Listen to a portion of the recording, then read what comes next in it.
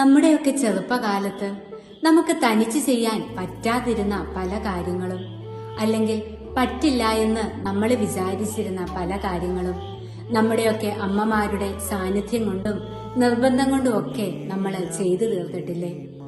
എനിക്ക് തോന്നുന്നു കാനായിലെ കല്യാണ വീട്ടിലും ഇത് തന്നെയാണ് സംഭവിച്ചത്.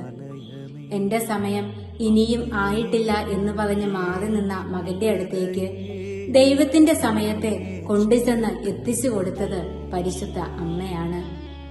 സമയവും സാഹചര്യവും ഒക്കെ ഒത്തുവരാത്തതിന്റെ പേരിൽ പല ദൈവിക പദ്ധതികളിൽ നിന്നും നമ്മൾ ഒഴിഞ്ഞു മാറുമ്പോൾ ദൈവത്തിന്റെ സമയത്തെ നമ്മുടെ കൺമുൻപിൽ കൊണ്ടുവന്നു തന്ന് അത്ഭുതങ്ങൾ തീർക്കാൻ പരിശുദ്ധ അമ്മയ്ക്ക് പറ്റും. വിശുദ്ധ യോഹന്നാൻ തന്റെ സുവിശേഷത്തിൽ ഇപ്രകാരം എഴുതി വയ്ക്കുന്നു: യേശുവിന്റെ അമ്മ അവിടെ ഉണ്ടായിരുന്നു. വീണ്ടും മുന്നോട്ടു പോകുമ്പോൾ നമുക്ക് കാണുവാൻ കഴിയും, അത് എവിടെ നിന്നാണെന്ന് അവർ അറിഞ്ഞിരുന്നില്ല. അതെ, അമ്മയുള്ള വീട്ടിൽ ഒരു കുറവും വരാൻ അമ്മ സമ്മതിക്കില്ല.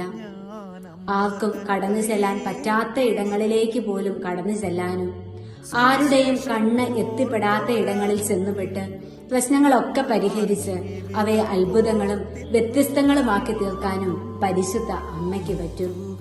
അതുകൊണ്ടല്ലേ കലവറക്കാരനോ മണവാളനോ പോലും അറിയാതെ ശൂന്യമായ കൽഭരണികളിലെ പച്ചവെള്ളത്തെ മേൽത്തരം പുതുവീനാക്കി അമ്മ ഈശോയെ കൊണ്ട് മാറ്റിച്ചത്.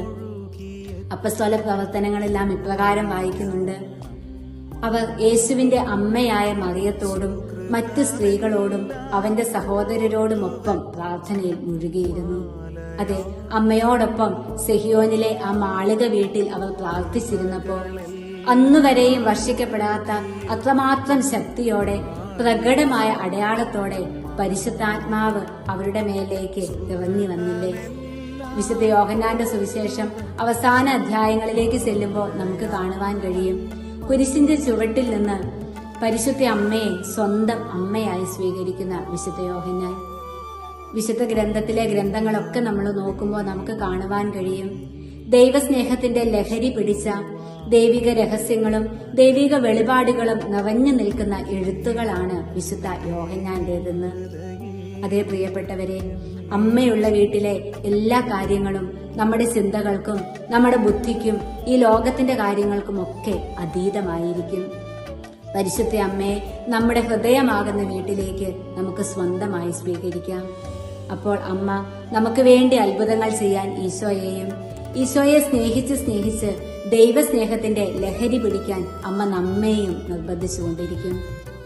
അമ്മയുള്ള വീട്ടിൽ ദൈവസ്നേഹത്തിന്റെ കൽഭരണികൾ തുറക്കപ്പെടും. പരിശുദ്ധ അമ്മയെ നമ്മുടെ ഹൃദയത്തിൽ സ്വന്തം അമ്മയായി നമുക്ക് സ്വീകരിക്കാം. അമ്മയുടെ സഹായവും മാധ്യസ്ഥവും നിരന്തരം നമുക്ക് തേടാം. പൊക്കിൾക്കൊടി കുഞ്ഞിനെയും അമ്മയെയും തമ്മിൽ ബന്ധിപ്പിക്കുന്നത് പോലെ പരിശുദ്ധ ജപമാല പരിശുദ്ധ അമ്മയെയും നമ്മുടെ ഹൃദയങ്ങളെയും തമ്മിൽ ബന്ധിപ്പിച്ചുകൊണ്ട് ദൈവസ്നേഹത്തിലേക്ക് നമ്മളെ ഉപരി വളർത്തട്ടെ. ആമേൻ. സ്വർഗജാലകം